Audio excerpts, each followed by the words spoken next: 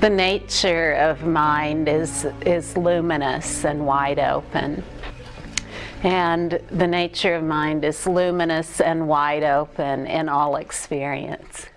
Doesn't matter what it is. Complete perceptual openness in all experience. It doesn't need to be forced to be.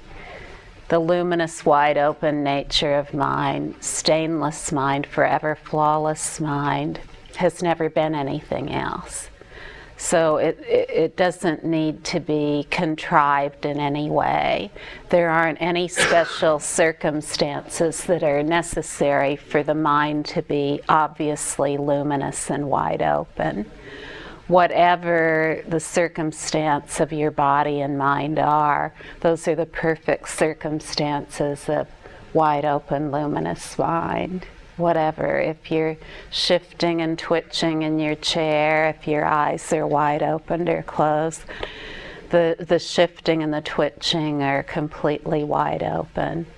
The eyes opened or closed are completely wide open. Perception is always wide open. It is always luminous, and it's never been collapsed into anything else. It's never been focused in on something and then unfocused on it. Wide open spaciousness is the nature of mind. It's never anything other than that. So that's very, very important. That's urgently important. It's urgently important to know that about oneself and to never in any way alter that or adorn it with anything unnecessary. To never collapse it into mundane ideas about who you are or who we are. The moment we collapse it into any kind of mundane idea or conventional belief, like that we have to sit a certain way, or we have to think a certain thought, or we have to have a certain kind of emotion, or we have to affect something in particular, then we're looking away, we're looking away, we're looking away from what we are. It's luminous mind that's looking, and it's luminous mind that is always wide open and free. It's never been unfreed. Never has that taken place. So this is especially important. And if we're going to be in a situation where we're receiving teachings, then those are the kinds of teachings we want to receive. Not teachings that say, oh yes, mind is non-dual and free, but let me tell you what you have to fix in order for mind to be wide open and free. Does anyone know what I'm talking about? There has never been a pretense or an imposition or an imprint of flaw or stain in what is stainless and flawless. You see, from the beginningless beginning, mind is stainless and flawless. It's never been unstained or flawless. To say that it somehow became stained or flawless or fell or collapsed into something is just to create a dualist perception, a dualist idea. Even if it's non-duality that's being talked about, immediately the teaching falls to duality, immediately. So this is very, very important to know, and to always know about oneself in every single moment, that all there is this forever luminous mind. And the only way to know that mind, and to know that mind clearly and swiftly, is to either allow conviction to dawn about it quite naturally through hearing about it, or to rest as that luminous mind, to rest as that luminous mind unbothered by whatever appears, completely unbothered. There's never been anything bothersome in flawless mind. The idea that there has been, it's just an idea, it's just another appearance.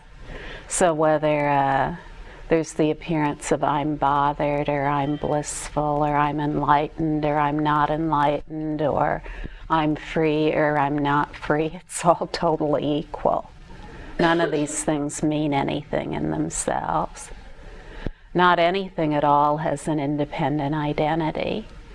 Not anything, no matter what it is, has an independent nature, including any great tradition or historical figure. No great tradition, no historical figure, no incredible teaching has ever had an independent nature. So it's important too not to collapse an independent nature into any of these things as well. It's luminous mind that is wide open and free, and where we seek support for that should be a place where that is upheld entirely. If there's working, thinking about deconditioning, reconditioning, unconditioning, transformation, analyzation, conceptualization, sitting in a certain way, being silent for a prolonged period of time, whatever it might be, all of those circumstances are equal. They're completely equal. And the period of sitting silently for an extended period of time, or even 5 minutes, it's completely equal to running around with great energy, swimming upriver, swimming downriver, rafting upriver, rafting downriver. It's all equal. How could there be anything unequal in a non-dual expanse of equalness? How could that possibly be? It's never been, and it isn't now. And not only has it never been and isn't now, it's never even been implied. Who would imply what? There's always just this stainless seeing that is perceptually wide open and free. And that perceptual wide openness, complete perceptual openness in all experience, doesn't need to restrict appearance, define it in any special way, or create it so that it seems to be non-dual. Is this understood? The moment we try to create a non-dual experience, and as for long as we try to create a non-dual experience, for just that long we will elude non-dual experience. For just that long we will elude wisdom. Non-dual experience, the luminous mind that is wide open and free, it doesn't see duality anywhere. It doesn't see duality anywhere at all, no matter where it is. So sometimes we're in a difficult circumstance in our everyday life, and we think, oh, this is everyday life. I'm looking around me and all I see are ordinary beings. We're at home and we're thinking this, wherever we live. No one speaks awareness here. No one speaks luminous mind where I live. So I'm going to go somewhere where everybody speaks luminous mind. I'm going to go to India, or I'm going to go to a retreat center. And this is all fine, it's all good, but it's all also equal. It's completely equal.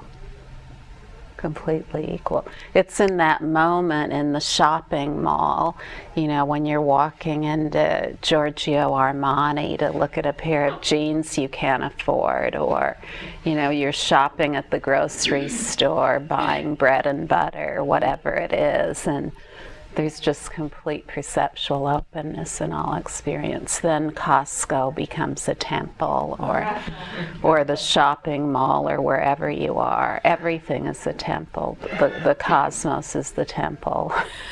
Anything that can be described as a temple of non-dual equalness. This is the easiest way, and it always has been the easiest way. So what's stated here is nothing new. It's absolutely nothing new. Throughout all of time, this has always been known by lucky people.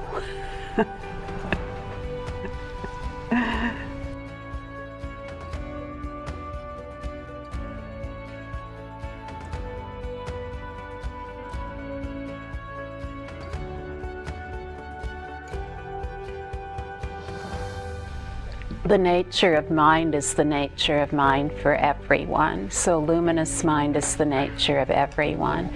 It matters not what previous actions have been. It matters not what previous thoughts have been. And it matters not what previous emotions have been. Whether the actions have been moral or immoral, whether the actions have been social, well-socialized, or antisocial, and whether the thinking and emotion have gone along either of those lines, the mind which contains them is completely luminous, wide open, and free. So to try to rearrange the perceptions into only moral perceptions, only well-socialized perceptions, whether they're thinking emotions or any sort of restricted, contrived thing, is to just enter into more duality, more splitting of everything up into that it has to be this way or it has to be that way. Now the thinking mind, the ordinary thinking mind, the intellect kind of balks at this, ooh. How could moral and immoral perceptions be equal? How could antisocial and well-socialized activity be equal? Beyond seeing things as unequal, or one thing is good and the other thing is bad, beyond all that is the wisdom of luminous mind. The wisdom of luminous mind doesn't need to divvy everything up into these tight little categories that the mind can grasp and think about. The natural activity of mind is just to relax, to completely relax and just wow at whatever appears. Wow, wow, and wow, no matter what appears. It's just like a burst of light and infinite light, that's all. The clear light of wisdom mind, it has all these light bursts within it, but all of them are equally light. No matter what kind of description they're given, they're all equally free, equally spacious, equally non-local. They've never been localized anywhere. They've never had a beginning, middle, and end. In being only infinite, clear light of wisdom, they've never had a beginning, middle, or end. So the beginning, middle, and end, too, of appearances, those are just more appearances. Just more ways to describe. This ease of being that is totally natural to everyone is completely unrestrained. It's never gotten clotted up or tied up anywhere. It's never been lacking in energy. And the energy of wisdom mind, it isn't something that can't be contrived, just as the compassion of wisdom mind is naturally occurring and can't be affected in any way. So too, the clarity of mind can't be feigned or pretended in any way. It's absolutely impossible. So if we feel like we're pretending it, like, oh, now I'm in my state, I'm in my non-dual state. Complete perceptual openness isn't a state. Yet it includes all states, whatever they are. Whether it's emptiness, bliss, clarity, non-conceptual states, sublime knowing, sublime insight, or it's running around to the grocery store, getting the car fixed if you have one, walking around, turning cartwheels, trying to catch a parachute flying through space, whatever it is, out on a Navy ship, flying a helicopter, going to the bottom of the ocean in a submarine, fighting a war in Israel, or whatever it is, it's all wide open and free. It's in that moment when we realize that we've never had to pretend or feign or change anything, that we realize the mind of luminous wisdom. There's nothing that needs to be changed. There's nothing about our life to present that needs to be changed at all in timeless wisdom awareness. All of these appearances, no matter what they've been, no matter what we've labeled them to be, taken them to be, they've never been collapsed into anything. And if we spend all of our time trying to fix the appearances so that they're of a certain kind, then that's just more appearances. Playing around with appearances, it's just more of an anomaly of appearances, of trying to rearrange all the appearances so they make sense. That's not the solution. The only solution is the following. Relax. Relax as flawless awareness.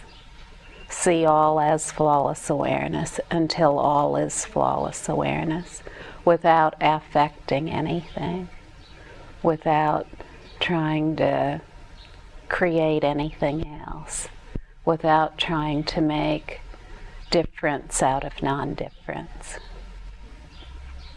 Just that.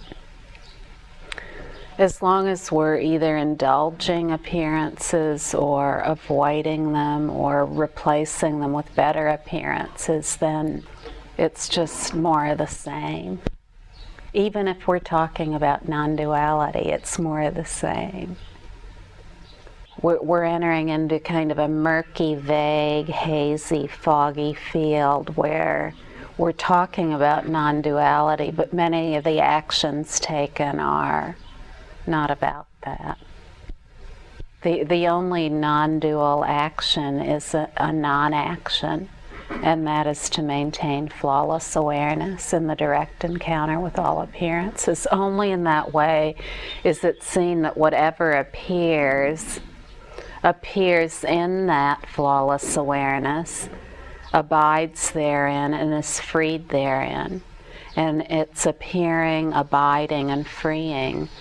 All of those two are timelessly free. So there's never been anything that's not free. It's only in maintaining flawless awareness without thinking about what's happening that can be seen.